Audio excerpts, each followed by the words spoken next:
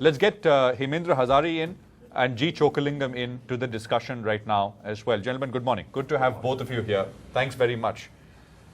Hemendra, how would you look at this letter and the exit which was announced over the weekend? See, now the exit is known. The market should know that Rajan is not there. That's very evident. Now the question is, who next and what should be the person's policy? Unfortunately, on that, we see that the government is totally ill-prepared. They should have allowed and had a ready-made replacement which could have been announced. We should have known what the replacement's policies would be. Today, all the market knows is there's this mysterious list of about 7 people. We don't know what their policies are going to be. So today, the market really does not know when the new governor comes in, what will be the monetary policy of the Reserve Bank of India. And therefore, it's extremely important for the government to state what its policy is going to be through the RBI or through these particular individuals, so the market can then factor it in. See, if you look at Raghuram Rajan, he was very clear. He said, I'm essentially going to keep a tight interest monetary policy, keep interest rates high.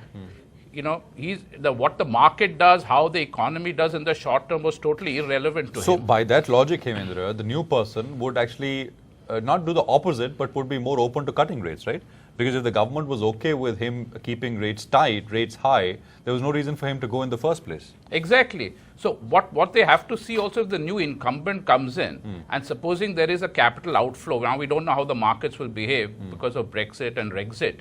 And if there is a capital outflow and the new person comes in and decides to cut rates, that will further contribute to the outflow. So we really have to see how it plays out. But I think it's extremely important for the government to articulate what its monetary policy stance is going to be, and therefore let the market accept that. Now, if the government wants an expansionary monetary policy, they should very clearly articulate that to the market and to the people of this country. So, and they can very clearly say if the market does not like it and there's a capital outflow which could result in high inflation, so be it. The government is prepared to accept that eventuality, but has to be articulate. Today we really have no idea what is this new policy going to be. Is it going to be any way different from Rajan? And if it is not different, then why was he not given a second term? Okay. 95 lower on the Sensex and 34 lower on the Nifty. Your thoughts, Hemendra, on this deal if you've seen, the Max deal? See, it appears to be positive, at least for the shareholders. And that's why you've noticed that even Max, I think, was increasing. The share price was increasing well before this deal was announced. I would just like to add that if you see HDFC Life, a lot of its the premiums are ULIPs, while in Max Life, it is non-ULIPs. Now, what is interesting to note is that if you are really into insurance product, you have to really be in a non-ULIP product, because that is true insurance. And, as I've been mentioning for some time now, that even this whole privatization of insurance has not led to a very significant improvement in insurance penetration in India. And if you actually were to factor out the ULIPs, then probably you'll be at the same levels of what you were about 10 to 15 years ago. In terms of penetration. In terms of penetration, which was, mind you, the whole objective of privatizing life insurance, that this will result in broader penetration in the Indian economy. That was the whole basis for opening up the insurance sector. So my idea is, if you've not got this, penetration, then consolidation of this magnitude will also not benefit the penetration, because that's what we have seen. And as I said, you have to move away from the ULIP product and go to a pure insurance product. That should be the ultimate objective, apart from, of course, the returns that you give your shareholders. So that should be the objective, I think, of this merger. Sure. Choka, the sugar news, which is the 20% export duty, I spoke to a company or two and they said, well, doesn't make that much difference. It makes a difference to some extent because, incrementally it takes away the surplus and therefore it helps domestic prices to remain very strong. But it's not, too negative because as a share of export is not predominant in the total business. So therefore, I would not be worried, but I would be only worried on the valuation. As I said last week also, before the crash last week, we saw in sugar, 2/3 of the stocks were in a bubble zone. So one has to be very, very choosy in terms of the valuation multiple. Let us not forget that stock market is cyclical and sugar sector is even more cyclical. So the interplay makes you, but sugar prices are 35, 37 rupees a kilo, the essential commodity. The government is going to act. It's already getting a lot of flack for, prices of... That is why one should not chase when stock has moved up 10 times. because every time, when it burst comes, it comes overnight. Then people end up with a 70-80% loss and then sit for next 5 years for the cycle to reverse. Yeah. So one should not, miss this valuation comfort. Hemendra, in terms of the banks and the bank cleanup, that was one area which Rajan got a fair bit of attention for, in terms of forcing banks to recognize bad loans and provide for them, etc. And in the statement he says that, right? I mean, he actually lists all that he thinks the RBI has accomplished under him, and then says, I would have liked to sort of see through all of these, but on further consideration, I've decided to leave. On bank cleanup per se, on that one issue, what's your view? How is it going to proceed now after Rajan gone? Because if he had continued, we would have just wiped out the entire Indian banking sector of the government banks. Because you see, it is not just transparency. Now, transparency is indeed a noble objective.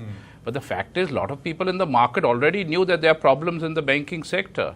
And when you want them, if you want transparency, and you want transparency for an industry which is having a systemic risk problem, which the Indian banking industry is having, then you have to have a simultaneous plan of recapitalization. Now, here what was happening is, he's saying, banks were disclosing all these losses, but there is no alternative plan available for recapitalization. So as a result, there is great apprehension among investors, and if it continues, there will be even greater danger of apprehension among depositors.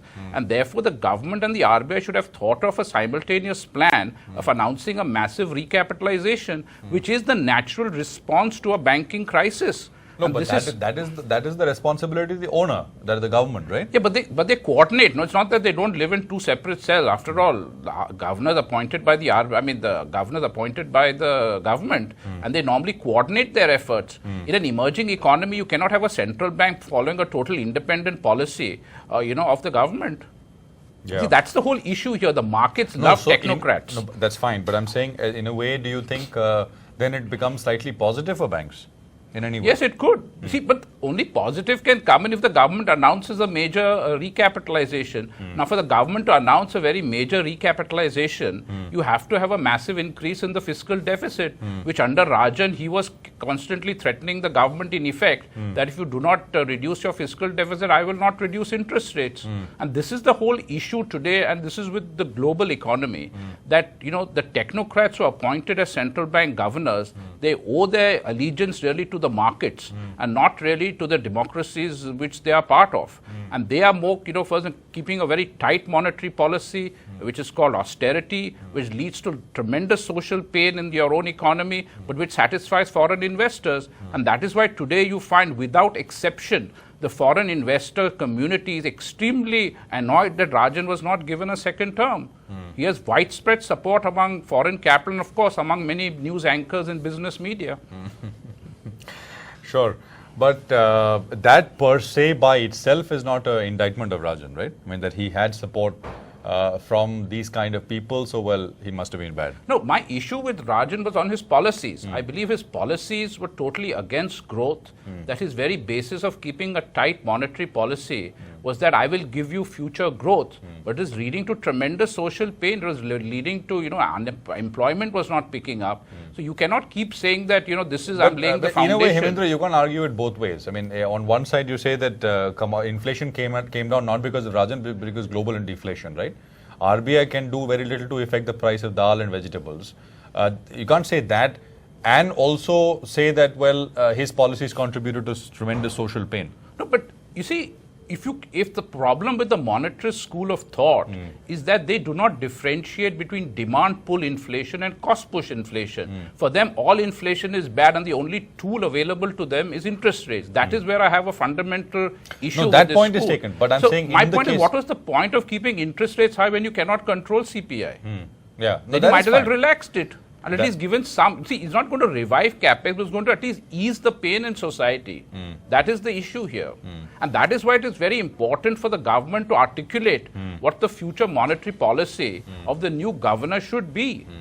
I think one basic other issue which, of course, got, and that's a legitimate criticism of Rajan one can make, is that he kept rates tight for too long. I mean, that formula of 150, 200 basis points real rate over CPI, then, I mean, so if you had taken WPI, real rates would have been, pretty high.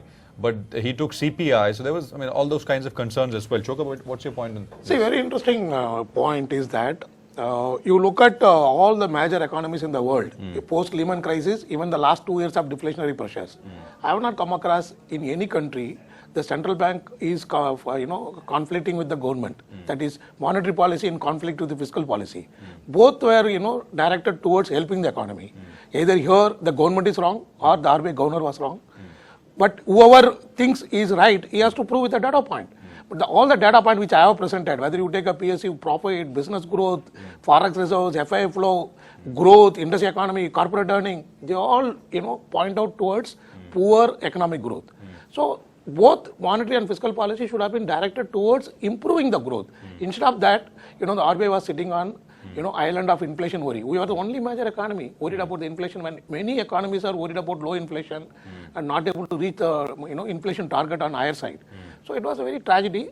Now I remain very positive. I am surprised that the banking stocks are going down.